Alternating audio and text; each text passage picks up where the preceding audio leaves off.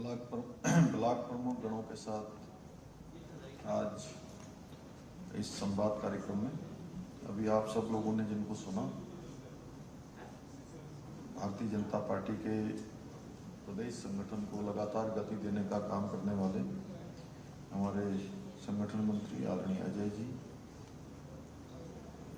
संचालन करने वाले प्रदेश महामंत्री श्री खिलेंद्र चौधरी जी, अनिल गोयल जी, हमारे ब्लॉक प्रमुख संगठन के अध्यक्ष भाई डॉक्टर दर्शन सिंह दानू जी, संरक्षक श्री गोविंद सिंह दानू जी, सभी संचालक समिति के हमारे पदाधिकारीगण, सभी ब्लॉक प्रमुखगण और उनके सभी प्रतिनिधिगण और मंचासीन हमारे ओमकार जी जो पंचायती राज विभाग के हमारे ज्वाइंट सेक्रेटरी हैं, अपर सचिव हो गए, हाँ, अपर सचिव एवं उपस्थित सभी अतिथिगण। मैं सबसे पहले तो आज आप सब लोगों में से कम लोग इस सभागार के अंदर आए होंगे, कुछ लोग पहली बार आए होंगे। तो जो पहली बार आए हैं या दूसरी बार आए हैं या तीसरी बार आए हैं, सभी का अपनी तरफ से मुख्य सेवक सदन के अंदर आप सबका स्वागत करता हूँ, सबका अभिनंदन करता हूँ, बधाई देता हूँ। बहुत दिनों से ये मन में इच्छा थी कि आप सबके साथ कोई बैठक हो, क्योंकि ब्लॉक प्रमुखगण हमारे इस त्रिस्तरीय पंचायती व्यवस्था में बहुत महत्वपूर्ण होते हैं और आप सब लोगों से व्यक्तिगत रूप से तो एक एक दो करके अनेकों बार मिलना हुआ, लेकिन एक साथ सभी लोगों से और संगठन के भी हमारे अधिकारीगण इसमें हैं, अजय जी भी हैं, उन्होंने अपना विषय भी रखा, तो ऐसे सामूहिक रूप से मिलना लंबे समय से अपेक्षित था, लेकिन आज वो शुभ घड़ी आ गई कि आप सबसे भेंट हो रही है।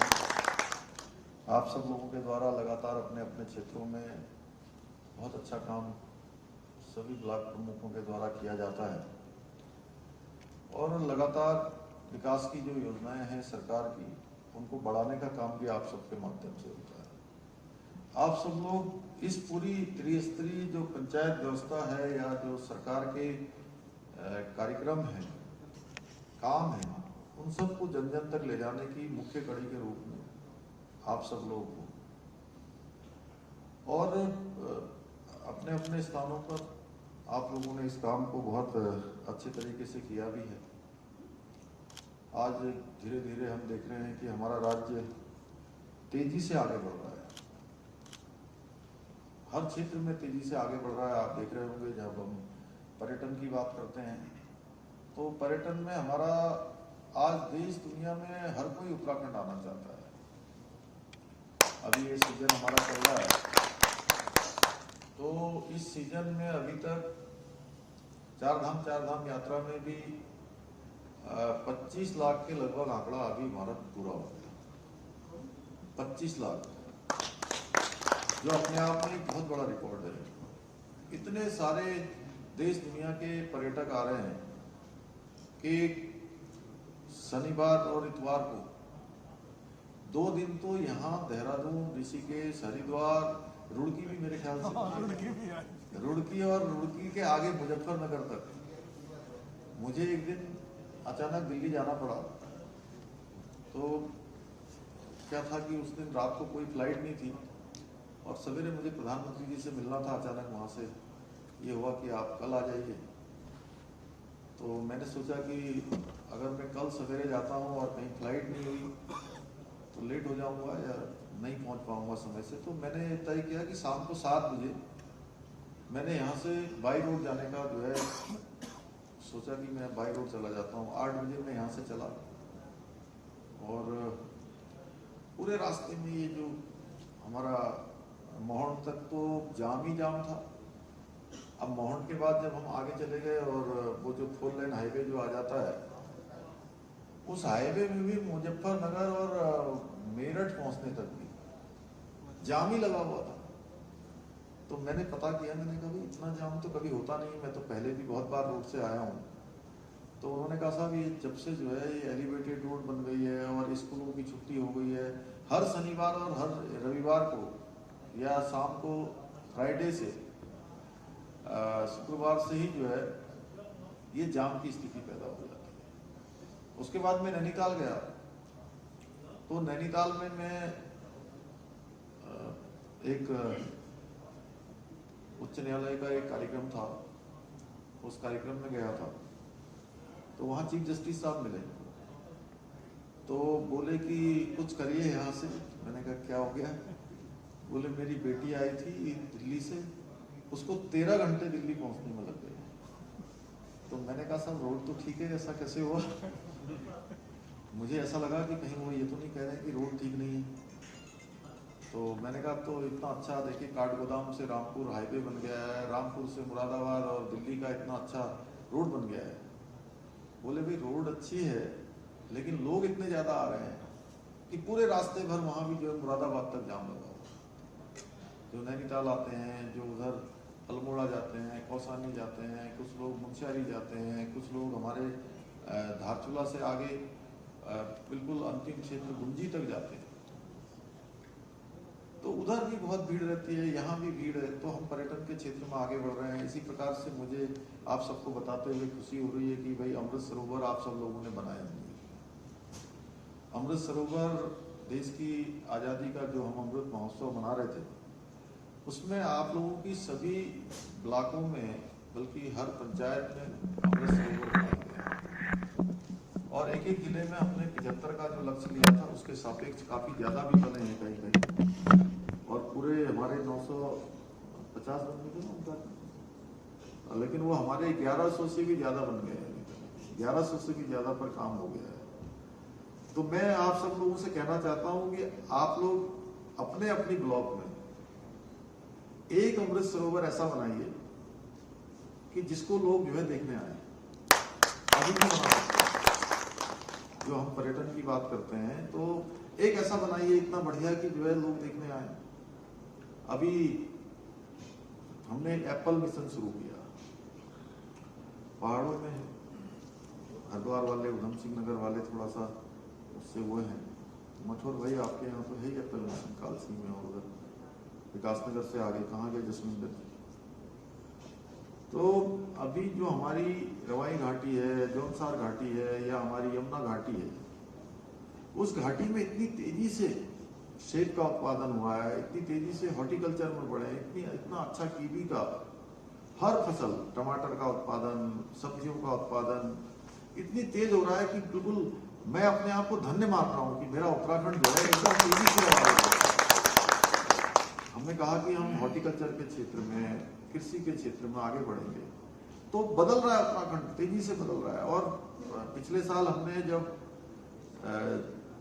जीएसडीपी और जीएसटी पर काम करना शुरू किया, तो एक साल में आपको मुझे बताते हुए खुशी हो रही कि हमको हजारों करोड़ रुपया ज्यादा रेवेन्यू प्राप्त हो गया जीएसटी के रूप में। 25% की बढ़ोतरी हो गई। टोटल 27% हुई थी, फिर बाद में वो थोड़ा और हिसाब लगाया तो कुछ महीनों का थोड़ा कम ऊपर कभी ज्यादा हुआ, तो 25% की बढ़ोतरी हुई है जीएसटी कलेक्शन में पूरे राज्य की, जो हजारों करोड़ के रूप में। तो यानी कि हर क्षेत्र में हम लोग आगे बढ़ रहे हैं। इसलिए हमने कुछ फैसले भी लिए कि हमारी ग्राम पंचायतें सशक्त हों। जैसा आप सब लोगों ने अभी यहाँ से बताया कि लखपति दीदी योजना हमने शुरू की है। अब लखपति दीदी योजना हमने शुरू कर दी, लेकिन अगर उसकी जानकारी ठीक से नहीं होगी, नीचे तक हमारी दीदियों को, हमारी मातृशक्ति को अगर ठीक प्रकार से जानकारी नहीं है, तो उसका लाभ नहीं ले सकते। उसका लाभ लेने का भी अगर कोई सीढ़ी है, तो एक बहुत बड़ी सीढ़ी आप लोग बन सकते हैं। और मैं सच बताऊं कि आप लोग अगर किसी के जीवन को आगे बढ़ाने का काम करेंगे, किसी को रोजगार देने का काम करेंगे, तो वो आपको संपूर्ण जीवन भर याद करेगा। और जो उसके दुआएं निकलेंगी उसके घर से, परिवार से, उसकी आत्मा से, तो ये तय मानिए कि ये जीवन तो आपका अच्छा ही है। पिछला जीवन भी बहुत अच्छा रहा होगा, तभी ना आप लोग ब्लॉक प्रमुख बने हैं। तो हर कोई थोड़ी ना ब्लॉक प्रमुख बनता है क्या? नहीं बनता ना। तो जब आपके अच्छे कर्म रहे होंगे, देखिए ऐसा है कि वो जो भगवान के यहाँ ऊपर सबका अकाउंट होता है, कोई छोटा हो, कोई बड़ा हो, कोई इस जाति का हो, कोई उस जाति का हो, कोई इस धर्म को मानने वाला हो, उस धर्म को मानने वाला हो, सबका अकाउंट बनता है। और जब हम अच्छा काम करते हैं तो अकाउंट में क्या होता है, वहां पैसा, जैसे हम अच्छा कमाते हैं ना, डेबिट होता है, क्या होता है, क्रेडिट होता है, डेबिट होता है। तो वहां भगवान के यहाँ जब हम अच्छे कर्म करते हैं तो वो डेबिट होते रहते हैं, यानी बढ़ता रहता है, बढ़ता रहता है, क्रेडिट होता रहता है। और अगर हमने जो है कोई काम खराब हो गया, खराब नियत नहीं होनी चाहिए। कई बार हम निर्णय लेते हैं, निर्णय लेने में भी हम पूरे होश और हवास के साथ, पूरे जो है ईमानदारी से और पूरी बुद्धि से कोई निर्णय लेते हैं, लेकिन कई बार 1-8% में ऐसा भी होता है कि हमारा निर्णय भी उस समय देश काल परिस्थिति के अनुरूप लिया गया निर्णय होता है और कई बार ऊपर नीचे हो जाता है। लेकिन भगवान मनसा को समझते हैं। अगर आपने अच्छी मनसा से काम किया है तो ये तय मानिए कि आपका अकाउंट वहां बढ़ता ही जाएगा, जमा पूंजी बढ़ती जाएगी। और अगर जान के आपने जान रहे हो कि खराब काम हो रहा है, समझ में आ रहा है, लेकिन फिर भी खराब हो रहा है, तो फिर कोई नहीं बचा सकता उसमें। कोई जो है, ना मैं बचा सकता हूं, ना आप अपने आप को बचा सकते हो, ना आपके माता पिता बचा सकते हैं, ना आपके समर्थक लोग जिन्होंने ब्लॉक प्रमुख बनाया है वो बचा सकते हैं। कोई बचाने वाला नहीं होगा। क्यों? क्योंकि कोई भी व्यक्ति देखिए अपने आप से कभी भी झूठ नहीं बोल सकता है। और सच्चाई क्या है, अपने बारे में अपने से ज्यादा बेहतर कोई जान नहीं सकता है। हम दूसरे को तो कह देंगे कि हमने बड़ा अच्छा काम किया जी, मैंने बहुत अपने क्षेत्र में काम किया है, बहुत मैंने जो है विकास किया है, मैंने बहुत लोगों को आगे बढ़ाया है, मैंने अपने क्षेत्र में इतनी नालियां बना दी, इतने खड़ंजे बना दिए, इतने सड़कें बना दी, इतनी बिजली लगा दी, इतने स्कूलों में ये कर दिया, मनरेगा में इतना पैसा लगवा दिया, मैंने इतने अमृत सरोवर बना दिए, इतने लोगों को मैंने मजदूरी दिला दी। लेकिन हमें पता होता है कि हमने कितना कराया। वो कई बार चलता रहता है ऐसा भी, लेकिन अंततः जो हमें जवाब देना है वो ऊपर देना है। तो इसलिए इस बात को ध्यान में रखते हुए अगर हम काम करेंगे तो आप इतना ही मानिए कि आपका कोई भी काम खराब नहीं होगा, आपका हर काम अच्छा होगा। और देखिए भगवान जो है निश्चित रूप से उसकी मदद जरूर करते हैं जो सच्चे मन से और अच्छे मन से काम को आगे बढ़ाता है। सच्चे मन से, नेक नियत से किया हुआ कोई भी काम खराब नहीं जाता है और भगवान की हमेशा उसमें सहायता होती है, भगवान की कृपा होती है। तो इसलिए मैंने कहा कि आप लोगों ने अच्छे काम किए हैं, अच्छे कर्म किए हैं, पहले भी और अब भी, इसीलिए आप यहाँ हैं। और ये काम अगर आप करेंगे, किसी जो हमारे पंडित दीनदयाल उपाध्याय जी का अंत्योदय का सिद्धांत है, एकात्म मानववाद, हम भारतीय जनता पार्टी के संगठन मंत्री जी हमारे बीच में बैठे हैं तो इसलिए मैं इसकी चर्चा कर रहा हूं आपसे। एकात्म मानववाद क्या है कि जो समाज में अंतिम छोर में खड़े हुए हैं, जिनको कोई सुध लेने वाला नहीं है, जिनको कोई देखने वाला नहीं है, जिसके बारे में हमने कहा नर सेवा ही नारायण सेवा है, यानी कि उस व्यक्ति की सेवा करना, उस व्यक्ति को आगे बढ़ाना, यही भगवान की सेवा जैसी है। या जो भी हम पूजा करते हैं या जो भी हम भगवान से मांगते हैं वो उसके बराबर है।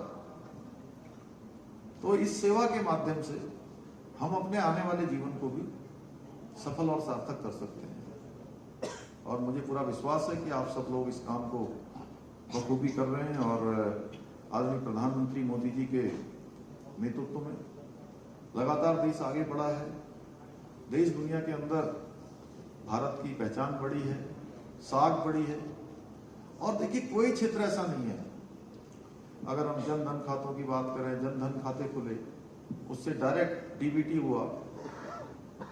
और पहले जो पैसा दिल्ली से चलता था, अगर 100 रुपये चलता था तो 15 रुपये पहुंचता था, बीच में ही खत्म हो जाता था। इसीलिए प्रधानमंत्री जी ने ये जनधन खाते खुलवाए और बिना पैसे के, बिना 1 रुपया जमा किए हुए अकाउंट खुले।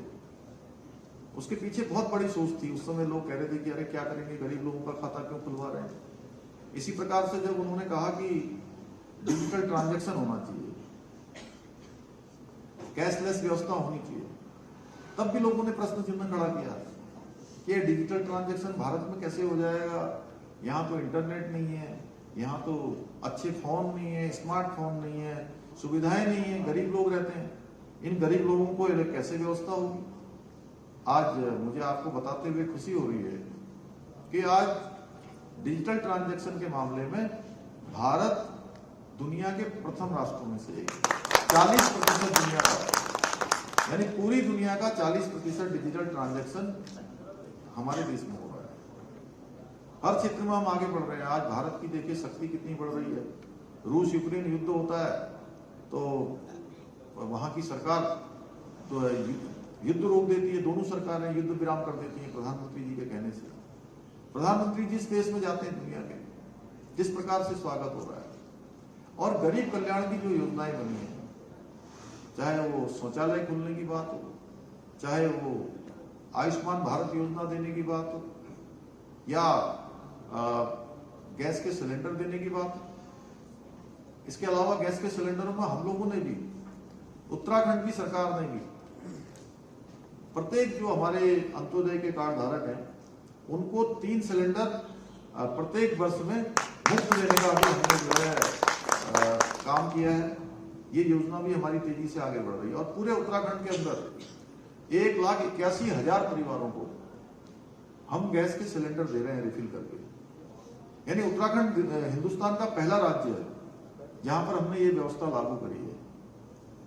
इसी प्रकार से अभी प्रधानमंत्री जी के कालखंड में, मैं आप सबके सामने, वैसे आप सब लोगों को ये सारी बातें पता हैं, लेकिन उसके बाद भी क्या है कि मैं आपको स्मरण इसलिए दिला रहा हूं कि कई बार लोगों को लगता है कि योजना आते आते, फायदा मिलते मिलते, लाभ मिलते मिलते, सहायता मिलते मिलते बहुत दिन हो गए, और उनको लगता है अरे सरकार की योजनाएं आ रही है, क्या है, सबके लिए आ रही है, मेरे लिए भी आ रही है।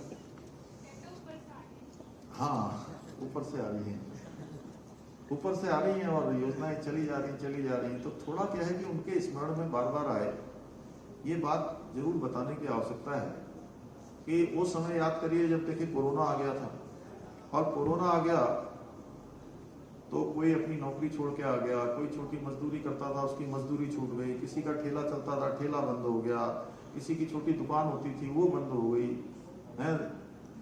भारत के किसी कोने में लोग काम करते थे, वहां से अपने घर आ गए, रोजगार छूट गया, फैक्ट्री वालों ने भी घर भगा दिया, होटल वालों ने भी भगा दिया, और लोग अपने अपने घरों में आ गए। तो ऐसे समय में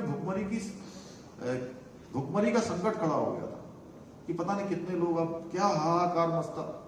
जब WHO भी ये कह रहा था कि भारत जो है दुनिया के लिए एक मजबूरी बन जाएगा, जिम्मेदारी बन जाएगा, इतनी ज्यादा यहाँ पर मृत्यु होगी कोरोना से कि भारत नहीं संभलेगा, और भारत पूरी दुनिया के लिए जिम्मेदारी बन जाएगा। ऐसे समय में प्रधानमंत्री जी ने जहां कोरोना का व्यवस्थित रूप से प्रबंधन किया, लॉकडाउन लगाया, लॉकडाउन लगाने के साथ साथ 1 साल में एक कालखंड वो भी था जब देश के अंदर पोलियो आया था। तो पोलियो के समय में उसकी खुराक आते आते 15 साल लग गए थे। और आप सोचिए कि अगर 10 साल बाद अगर कोरोना की बीमारी का ये वैक्सीन आती तो हम लोग आज यहाँ बैठे होते क्या?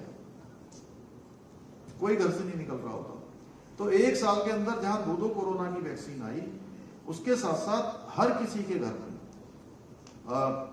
2 टाइम का भोजन उनको मिलता रहे, प्रत्येक यूनिट जो है 5 किलो अन्न देने का काम भी प्रधानमंत्री मोदी जी ने अपनी सरकार के समय में किया, और वो 2020 मार्च से चला हुआ कार्यक्रम अभी तक चल रहा है।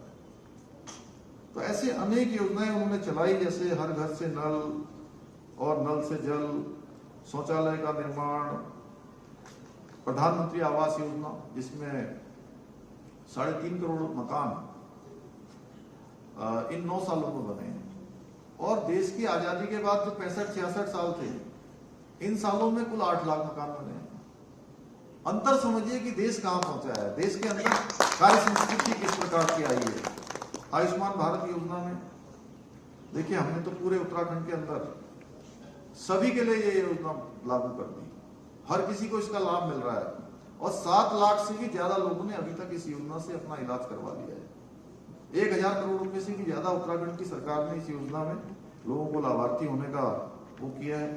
पीएम किसान सम्मान निधि में भी हमारे यहाँ 9 लाख लोगों ने जो है इसमें अभी तक लाभ लिया है। हमारे यहाँ के जितने रास्ते हैं, जितने आने वाले बड़े बड़े नेशनल हाईवे है, सारों को जिस प्रकार से चौड़ीकरण किया जा रहा है वो अपने आप में अभूतपूर्व है। और जब पूरे बन जाएंगे, जिस प्रकार से अभी हमने उत्तराखंड का भी मास्टर प्लान बनाया है कि हमारी 4 धाम यात्रा चलती है, लोग हरिद्वार आते हैं, रुड़की आते हैं, देहरादून आते हैं, नैनीताल आते हैं, उनका बिल्कुल आवागमन जो है बद्रीनाथ जाने वाले पूरे उधर हमारे मानस खंड तक जाए, लास्ट तक धारचूला तक जाए, एकदम वो फ्लो दोनों के बीच में मिले। ग्वालदम से आगे को जाने वाली जो हमारे दर्शन दानों के घर के पास से सड़क जाती है, वो सड़क पूरी चौड़ी होकर हमारी जो है सीधे जो है उधर निकले, चौपटिया की तरफ निकले, उधर ग्वालदम की तरफ से जो है गरुड़ की तरफ निकले, उसका सारा मास्टर प्लान उसका हम लोग बना रहे हैं। रोपवे का काम जिस प्रकार से तेजी से हो रहा है, स्वास्थ्य के क्षेत्र में देखिए एम्स यहाँ पर खुल गया, ऋषिकेश में आज एम्स में केवल उत्तराखंड के साथ साथ दूसरे राज्यों के भी लोग हिमाचल से, उत्तर प्रदेश से बड़ी संख्या में आ रहे हैं। दूसरा सेंटर हमारा उधम सिंह नगर में खुल गया है, दूसरा सेंटर वहां पर बनने वाला है, रेल कनेक्टिविटी जा रही है, हवाई सेवाएं हमारी तेजी से बढ़ रही हैं।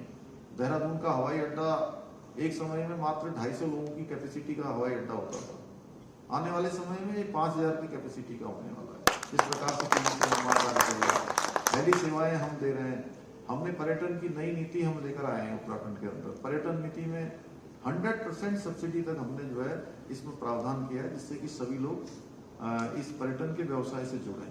और मैं होम स्टे में जाकर जितने भी मैंने अपने दौरे किए, ज्यादातर जगह पर जहां पर भी होम स्टे आसपास में उपलब्ध थे या होम स्टे खुले हुए थे, मैंने कोशिश करी कि मैं उन होम स्टे में जाकर रुकूं।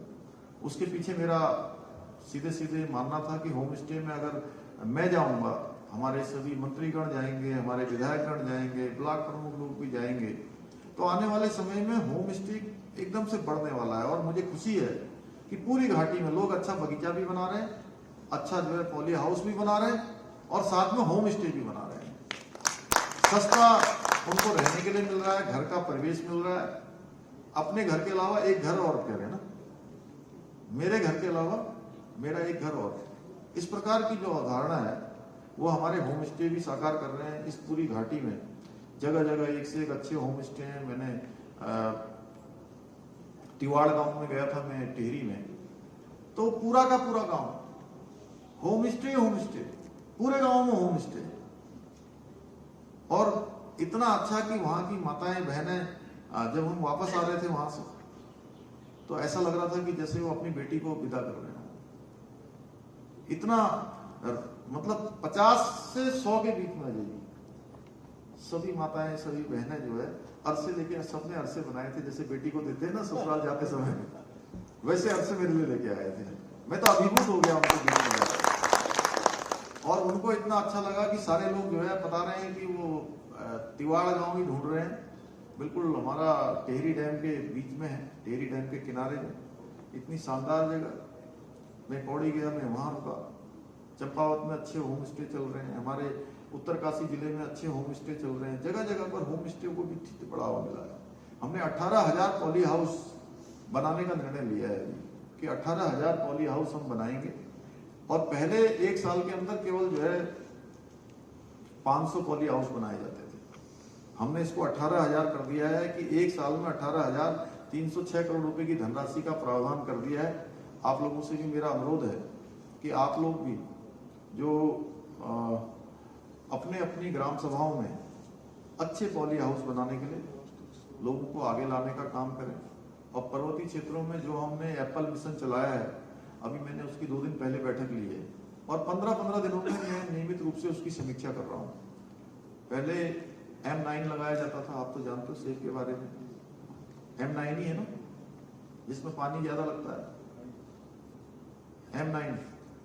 और M111 इसमें पानी थोड़ा जो है कम लगता है, कम पानी से भी जो है सेब की फसल हो जाती है। तो हमने पूरे उसका हम खुद आकलन करवा रहे हैं। सरकार एक अभिभावक की भूमिका में आकर कि किसानों को हम सशक्त करने के लिए अगले 2 साल 4 साल 5 साल का हम प्लान बना रहे हैं, जिससे कि सारे किसान जो हमारे जिनके पास खेती है, जो कर सकते हैं, वो सारे के सारे जो है अपने यहाँ पर सेब उत्पादन करें। नर्सरी की छूट दी है, हाँ नर्सरी की छूट दी है, होम स्टे में छूट दी है, तो वो अपने यहाँ पर सेब उगाएं, सेब का बगीचा बनाएं। सरकार सारा प्रोत्साहन दे रही है, सरकार सारी उनको सब्सिडी दे रही है, उनकी सहायता कर रही है, अच्छे जो है हम लाकर पौधे दे रहे हैं। तो वो लगाएंगे 1 साल 2 साल 3 साल 4 साल 5 साल में, तो अपने पैरों पर खड़े हो जाएंगे। जब वो स्वयं अपने पैरों पर खड़े हो जाएंगे तो फिर वो राज्य को भी सहायता करेंगे। उनके द्वारा जो उत्पादन होगा वो कहीं ना कहीं कुछ अंश राज्य को भी मिलेगा। जब राज्य का विकास तभी होगा जब राज्य में रहने वाला प्रत्येक व्यक्ति आगे बढ़ेगा, हर एक के जीवन में सुधार होगा, हर किसी की आर्थिकी बढ़ेगी, उसकी आजीविका बढ़ेगी, तो हम इस क्षेत्र में भी आगे बढ़ पाएंगे।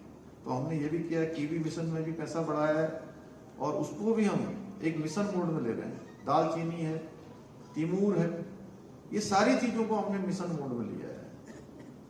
फलों के क्षेत्र में फल अच्छे हों, यहाँ की सब्जियां अच्छी हों, यहाँ के फूल अच्छे हों, तो उसके लिए हम मंडी बनाने पर भी विचार कर रहे हैं कि 2 हम मंडियां भी बनाएंगे, एक कुमाऊं में एक गढ़वाल में, 2 मंडियां बनेंगी। हमारे किसान इसका उत्पादन करेंगे तो उनका उत्पादन होने वाला उनका प्रोडक्ट वो सीधे सीधे देश दुनिया में जाए, उनको सीधे उनका उचित मूल्य मिले, उनके उत्पादन की जो राशि है वो उनको प्राप्त हो जाए और उनका भी प्रोत्साहन होगा। इसी प्रकार से सौर ऊर्जा में भी हमने नई नीति बनाई है कि सौर ऊर्जा में भी जो है हमारे हर जगह पर गांव में किसान अपने घरों पर सौर ऊर्जा का काम करे, उसको जो है उत्पादन मिले। उसमें भी हमने सब्सिडी का प्रावधान किया है। आप सबसे मैं ये भी अनुरोध करना चाहता हूँ कि आप लोग जो है इसकी भी जानकारी लीजिए, क्योंकि आप लोगों को अगर जानकारी नहीं होगी तो आप लोग आगे नहीं बता पाएंगे। यहाँ बुलाने का एक उद्देश्य ये भी था कि आप लोगों को कुछ चीजें जरूर यहाँ से बताएं। हालांकि अच्छा होता है कि हम लोग किसी और दिन भी जो है कभी एक दिन अजय जी, फिर बाद में जब आप करेंगे संगठन की योजना रचना से 1 दिन की कार्यशाला और कर सकते हैं हम लोग। आज तो केवल आप लोगों को हमने सिर्फ बुलाया था। अगर मैं इस पर चर्चा करूंगा तो बहुत लंबा हो जाएगा। पर्यटन में भी इस प्रकार की नीति बनाई है, अभी छोटे छोटे जो MSME है उसमें हमने कई सारी नीतियां बनाई हैं। हमारे जो स्वयं सहायता समूह चलते हैं ग्रामीण विकास के, उनके लिए भी हमने जो है बहुत सारे प्रावधान किए हैं। इंक्यूबेटर 2 हमारे चलते हैं, एक अल्मोड़ा में चलता है, हवालबाग में जो पूरे कुमाऊं क्षेत्र को देखता है। गोविंद आपने तो देखा होगा वहाँ वो हवालबाग में जो इंक्यूबेटर्स का है बहुत बड़ा जो सेंटर है, जहाँ पर ट्रेनिंग होती है छोटी छोटी जो है महिलाओं की और हमारे नए नए काम करने वालों का। इसी प्रकार से कोट द्वार वाला भी है, 2 सेंटर हैं। मशरूम के अलावा और भी चीजें जो करती हैं, हिलांस और जो हमारे हिमाद्री के जो प्रोडक्ट हैं उनके माध्यम से बेचे जाते हैं। और मैं आपको बताऊं कि मैं अल्मोड़ा एक दिन गया था कार्यक्रम में, तो जब प्रातःकाल में लौट के आ रहा था तो एक स्कूल का छोटा सा उद्घाटन था लाइब्रेरी का। उसके बाद में लाइब्रेरी से जब बाहर निकला तो एक बहन आई और उन्होंने मुझे कहा कि मेरे को थोड़ा, उन्होंने अपनी तरफ को कहा कि अंदर आइए। तो मैंने कहा कहाँ अंदर? तो बोले कि ये हमारा जो ये पूरा हमारा जो शोरूम है इसको देखिए जरा। तो मैंने कहा चलिए देखते हैं। अंदर गया तो उसके अंदर 8-10 महिलाएं सब काम कर रही हैं और मैंने पूछा कि लग रहा है, उन्होंने फिर एक बड़ी सी टोकरी बना के मुझे दी। बड़ी सी टोकरी में खूब सारे जो है उन्होंने अपने जो है गिफ्ट रखे हुए थे। कहीं दाल रखी है, कहीं कुछ रखा है, कहीं शहद रखा है, कहीं कुछ और रखा है, चावल रखे हैं, आटा रखा है मड़ुए का।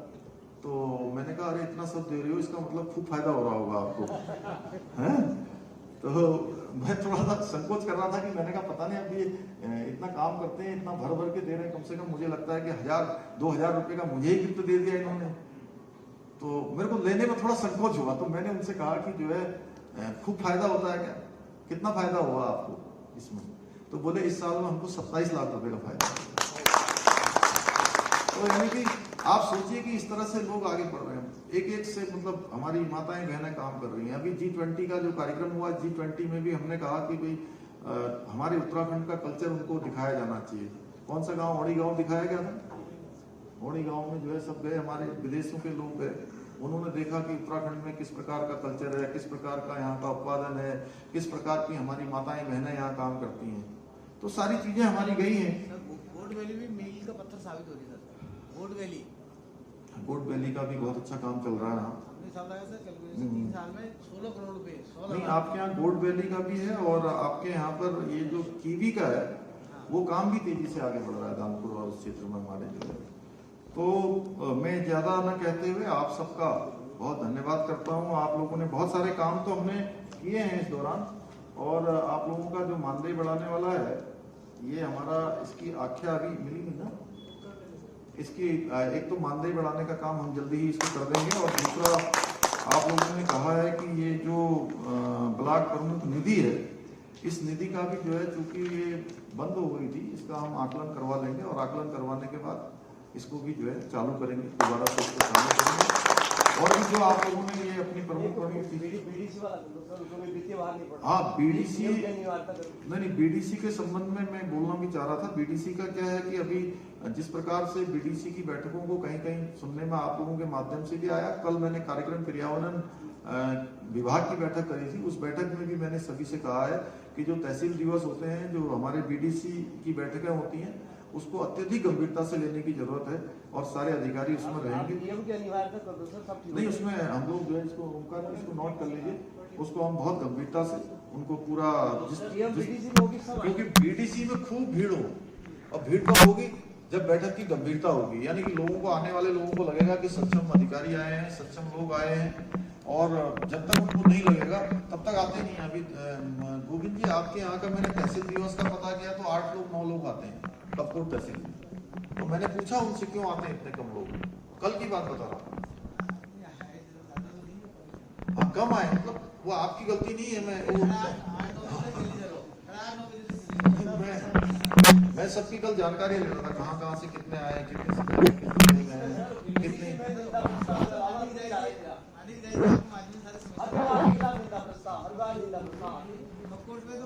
नहीं। चलिए, इसको हम लोग गंभीरता से लेंगे, इसकी हम पंचायती राज विभाग की अलग से बैठक करके इसको पूरे गंभीरता से किया जाएगा, और आप लोगों ने जितने भी सुझाव दिए हैं सबका परीक्षण करवा कर इसको जो है आगे बढ़ाएंगे, और इसमें जो है